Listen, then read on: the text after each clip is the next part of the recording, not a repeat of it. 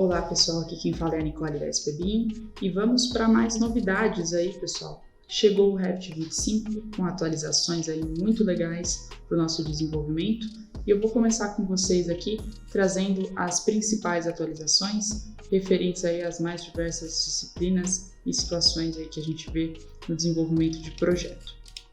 Bom, a interface dele a princípio não mudou muito, tá pessoal? A interface do Revit ainda está bem parecida. Eu diria aqui, talvez, que atualizações bem legais que a gente teve foi em relação ao navegador de projeto, né? Iniciando com esse ponto. O navegador de projeto agora, pessoal, quando a gente faz uma pesquisa referente a qualquer elemento, ele consegue pesquisar em subtópicos, então que ajuda bastante, aí, por exemplo, em folhas, para a gente checar vistas que estão inseridas em folhas, ou subelementos que antes não eram pesquisados quando a gente fazia esse tipo de procura através dele, tá? Uma outra coisa legal aí na navegação, pessoal, é que para as folhas, agora a gente tem uma opção de criação de conjuntos de folhas, né? Então a gente tem aqui na hora de criar uma folha, a gente pode criar uma coleção dela, tá?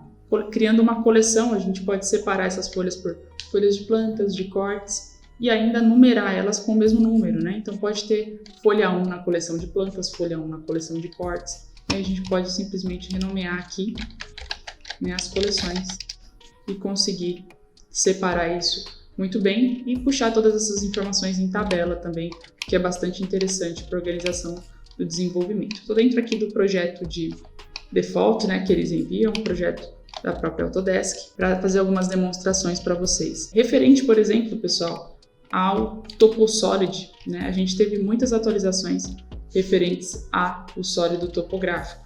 Eu vou desenvolver um para vocês aqui de maneira rápida. Vou criar aqui um sólido topográfico manualmente para fazermos alguns testes aqui. Então, ó, vou trocar aqui esse sólido. Vou criá-lo aqui num arquivo vazio, acredito que vai ser mais rápido para nós. Ó. Esse arquivo aqui, esse terreno, vou criar aqui com uma pradaria, vou dar um check. Então, coisas legais aqui que ocorreram com o sólido topográfico. Basicamente, o retorno da plataforma, né, que nós tínhamos antes para fazer cálculos aí de aterro e escavação. Que acontece? Vou criar alguns pontos aqui específicos, só para a gente ter algo um pouco mais orgânico aqui. Então, com o sólido aqui, pessoal, o que a gente tem de diferente? Se a gente cria algum tipo de piso aqui, vou criar um piso simples, né, que seria, digamos assim, a base da minha edificação, por exemplo. Eu consigo agora, pessoal, fazer com que ele recorte a partir dessa referência, tá? E escave a partir dessa referência. Então, se eu clicar aqui na opção escavar, ao clicar no meu sólido topográfico e clicar no meu piso, isso vai funcionar muito bem. Só colocar esse piso aqui à mostra para a gente conseguir fazer essa edição rapidamente.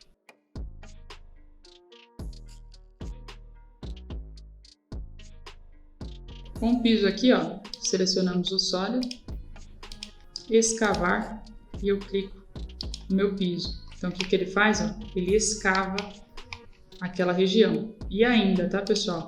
Ele me dá um volume de escavação, né? O quanto foi extraído de metro cúbico de terra. Tá? Isso sai em tabela e isso facilita muito aí o processo para escavação. Né? Então, é uma espécie de um retorno aí do que era a plataforma anteriormente. Outros tipos de edições permaneceram iguais, né? Na referência, né, no que me refiro a recortes com massas, né, os elementos se adaptarem aqui. E além disso, né, de conseguir fazer esse piso aqui, eu posso muito bem também adicionar, pessoal, uma inclinação, tá? A gente consegue aqui indicar uma inclinação para esse piso e desenvolver também, de retirar, né, extrair esse valor igualmente de volume de escavação. Isso vale não só, tá, para pisos, mas também vale para paredes e outros elementos, né? Se eu quiser modelar aqui uma parede, eu consigo utilizá-la como escavação. Clica no TopoSolid, no sólido topográfico, escavar E a parede também pode me dar esse valor, né? Ou o cortar, né? Melhor. Dei o cortar, a parede também vai me dar um volume de escavação relacionada a ela, tá? Além disso, toda vez que a gente for agora modificar pontos, né, no TopoSolid, pessoal, modificar os subelementos, a gente tem a facilidade aqui de ver as linhas de curva de nível, né, mudando junto com as nossas alterações, o que fica muito mais fácil de visualizar. E uma das coisas mais legais que eu gostei da atualização quanto ao TopoSolid é a possibilidade de selecionar elementos em XYZ. Tá? Então, quando eu vou adicionar um ponto, eu posso escolher aqui um snap XYZ e pegar aqui de fato a referência de algum elemento. Olha que legal. Isso aqui, né, a gente não conseguia fazer, né? Então, na hora de amarrar o terreno vai ficar muito mais fácil, né, pessoal? A gente consegue clicar em qualquer ponto, até ó, muito mais alto, e de fato levantar aquela topografia naquele ponto. Ó. Isso é muito legal para quem desenvolve terreno aí. Vai facilitar o processo e muito, tá? Uma outra forma também de desenvolver essas topografias é através da massa, né? Então, agora nós temos aqui a possibilidade, só vou passar um corte aqui, eu vou criar uma massa um pouquinho diferente, através de uma vista de corte, criar uma massa aqui, fazer ela aqui com uma espécie de curva.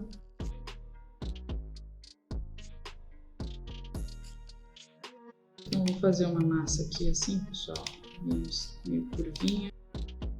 Imagina aí formas aí bem diferentes que você pode fazer através de uma referência de massa, tá? Vou dar um offset nisso tudo. Vou pegar só esse pedaço para não ficar muito difícil para nós. Dar um offset nessa massa. Fechar o ciclo, né? Massa é importante a gente fechar o ciclo.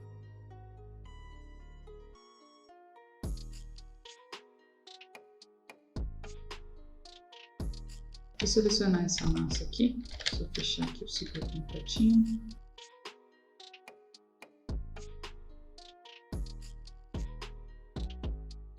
Vou criar uma forma sólida. Ficou uma coisa aqui meio esquisita, mas essa era a ideia. Estou imaginando aí desenvolvimento de massas bem onduladas, tá, pessoal? Se você tiver uma massa aqui agora, o que você pode fazer, tá? Em massa e terreno, você pode criar um sólido topográfico em cima da massa pela face dela, tá vendo? Então, ó, se eu clicar aqui, clicar na face de uma massa, ela pode criar aí um sólido topográfico relacionado àquela face, tá? Então, ó, criar sólido topográfico e ela cria o sólido. Claro que a gente tem que também checar, tá, pessoal, se aquela massa ali tá com a espessura certa, tá? Às vezes tá com uma espessura muito grande, ele não vai conseguir. Vou pôr um genérico aqui.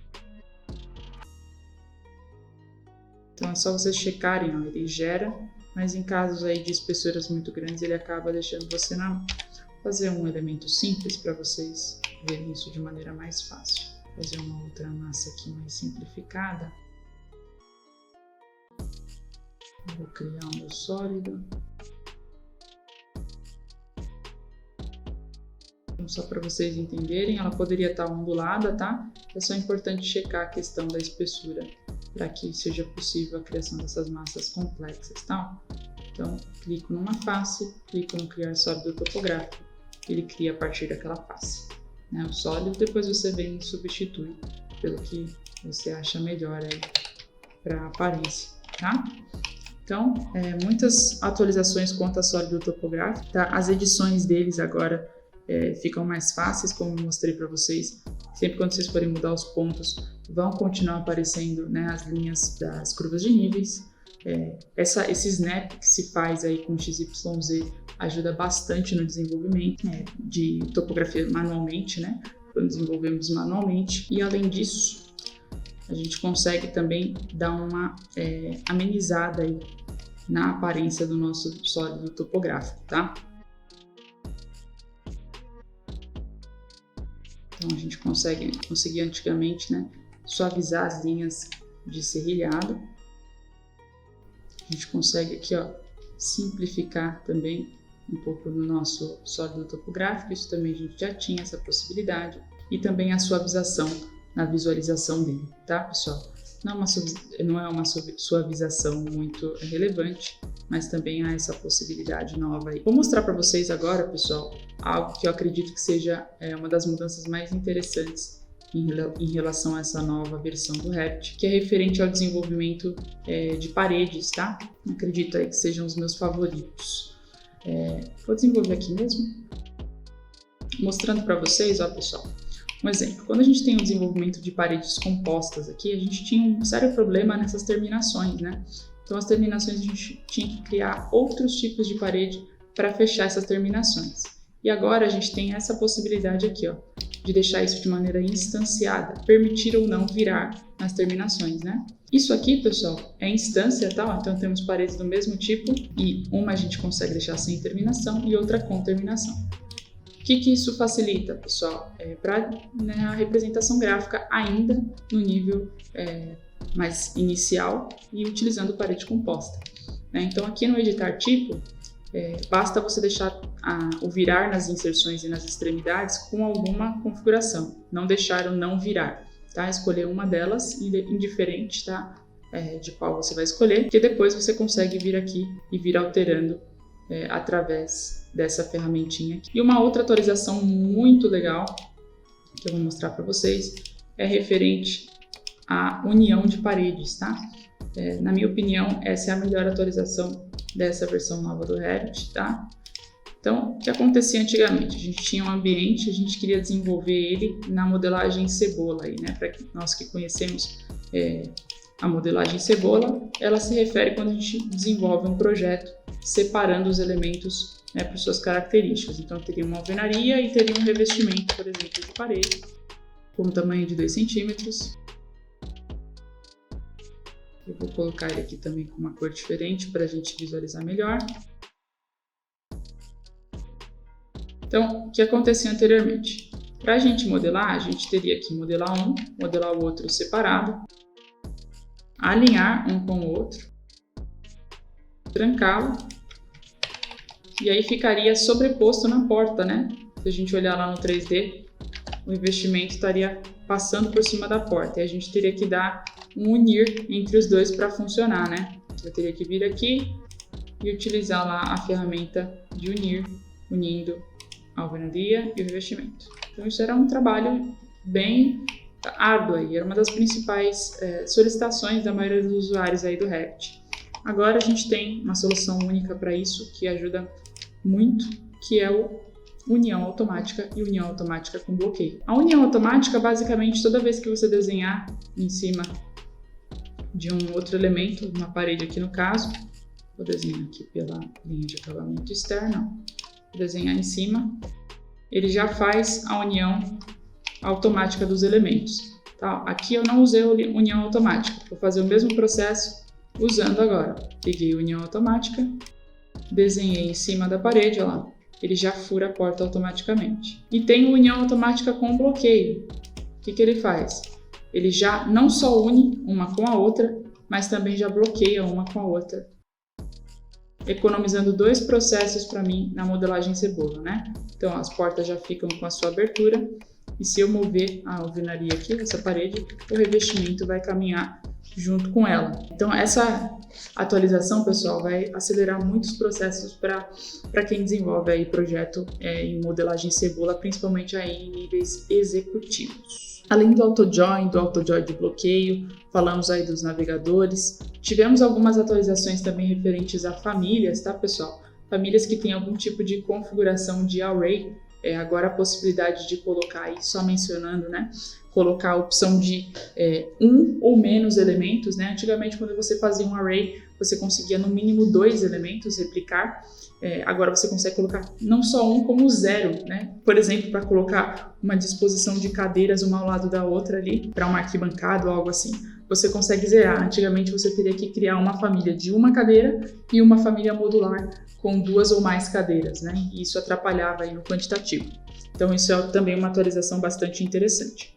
Outra que eu vou mostrar para vocês é referente ao alinhamento, pessoal, de anotações, tá? Então, o Revit trouxe uma solução aí quando a gente está fazendo aí vistas de detalhe. A gente tem aí, né, detalhes com suas linhas de chamada aqui e a gente queria alinhar eles de maneira mais acelerada, né? Então, imaginando aí que a gente coloque essas linhas. Toda vez que a gente selecionar assim, ó, os elementos mais de uma vez, somente os elementos anotativos, a gente tem esse alinhamento múltiplo, né, ó, que a gente pode escolher e vir alinhando, ó, como nós desejamos. Então, a linha aqui, posso alinhar para cima, posso alinhar, centralizar todo mundo, ó. Então, alinhamento múltiplo de anotações tem várias opções. Então, alinhei para a esquerda, não quero alinhar para a esquerda, quero alinhar todos para a direita. Consigo alinhar, ó, de uma vez só e já resolveu o meu problema, né? Aqui também, ó, quero alinhar todos à esquerda, por exemplo. Consigo dividir, né, igualmente, distribuir verticalmente, alinhar os elementos na parte inferior, né, alinhar na superior, como nós vimos, centralizar, né, alinhar no meio. Então, tudo isso facilitando aí a documentação de detalhes, tá? Para anotações, isso aí é uma mão na roda, né? Também é uma grande atualização aí dessa nova versão do Revit. Uma outra coisa legal, pessoal, e aí referente principalmente a questões não de modelagem, tá? Vou falar das questões de coordenação. Houveram atualizações referentes à exportação de FC, tá? Você tem agora como configurar a exportação de FC de uma maneira mais lógica, né, nas modificações aí das configurações deles. Indicar aqui também como você quer exportar cada categoria do Revit dentro do IFC, tá? Isso ficou bem mais intuitivo. Existe também, pessoal, uma atualização interessante quanto à exportação de PDF. Você agora consegue exportar em PDF e manter isso em segundo plano. Olha que legal, você consegue deixar exportando e continuar trabalhando naquele arquivo. Isso aí facilita o nosso dia a dia muito, tá?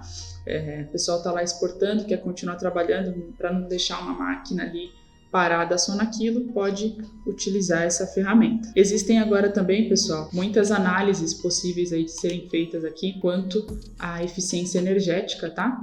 Existem tabelas aí com muito mais, digamos assim, muito melhor esquematizadas. Você consegue definir aí as questões de eficiência energética também com muito mais facilidade, definir dias, né, definir os horários para fazer os cálculos da maneira mais precisa possível nessas análises, tá? Existem painéis aí que você pode criar, né, esses painéis, e todos a partir de um desenvolvimento muito mais detalhado referente à eficiência energética. Uma outra coisa bastante legal é referente ao ambiente, tá?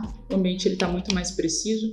Quando a gente desenvolve um ambiente aqui, pessoal, vou fazer aqui dentro desse ambiente um outro ambiente pequeno. Uma coisa que o Revit não fazia anteriormente, tá? Era calcular o perímetro de uma maneira precisa referente ao fato de que quando a gente tem um ambiente aqui externo, né, e um interno, e a gente coloca aqui, ele contava somente o ambiente, né, o perímetro externo aqui, né, que é esse valor que passa aqui por fora. Agora, ele também calcula esse perímetro aqui interno, referente ao ambiente. Então, você consegue ter o valor dos dois perímetros de maneira precisa, né? Então, perímetro externo e o perímetro interno de maneira separada. E por fim, pessoal, o que eu ia trazer para vocês é referente ao perfil de parede cortina, tá? Uma das atualizações mais legais aí também o perfil de parede cortina anteriormente, o perfil métrico no geral, ele tinha uma limitação. Quando a gente desenvolvia um perfil métrico, ele teria que ser um ciclo único, e agora a gente consegue criar mais de um ciclo dentro de uma família de perfil. Então, eu vou abrir aqui para vocês verem uma família de perfil. Vou pegar aqui um templatezinho de Metric Profile, colocar as unidades aqui. Então, quando eu vou criar esse perfil, pessoal, agora eu consigo, por exemplo, criar aqui um perfil retangular, por exemplo, aqui, tá? Estou dando um exemplo simples, mas imagina aí um ciclo mais complexo, tá? E vou criar aqui um outro perfil dentro do mesmo arquivo, um outro ciclo, né? Diferente, ó. Então, ciclos separados, tá bem? 2 ciclos separados, eu consigo salvar isso aqui. Só ver se a medida aqui está fazendo sentido. Acho que 10 centímetros é muito. Deixa eu só colocar algo um pouco mais válido, né? 5 centímetros.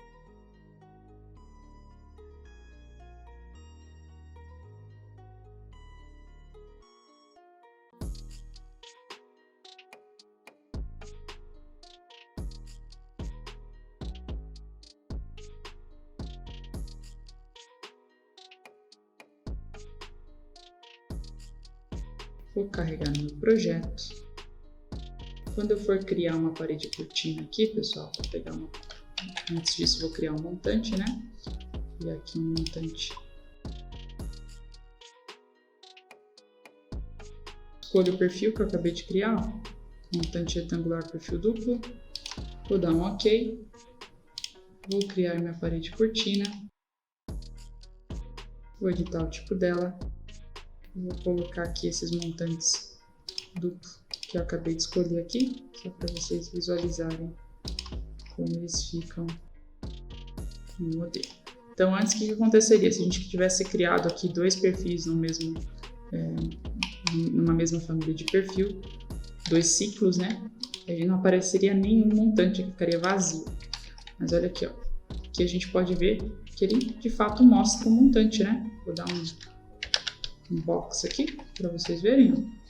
Então, a gente tem de fato aí um perfil com 2 ciclos, né? Então, o nível de detalhe que você consegue chegar agora com uma parede cortina é muito maior através dessa atualização. Então, perfis aí conseguem estudar aí de perfis com mais de um ciclo dentro do projeto, tá, pessoal? Bom, essas foram algumas atualizações do Revit 25, pessoal. Mencionei para vocês aí algumas também que são não de modelagem, né, de coordenação, referentes à eficiência energética, que são atualizações importantes, tá? Para análise de carbono, por exemplo, né, como eu mostrei para vocês, isso pode ser agora elencado através de dias. Há também uma atualização quanto à velocidade de instalação do Revit 25, ele está com 20% de maior velocidade nessa atualização, né, de instalação, e isso fica, né, você sente essa fluidez na hora que você vai fazer o download aí na sua máquina. Então eu incentivo vocês a baixarem, a darem uma fuçada aí no Revit 25.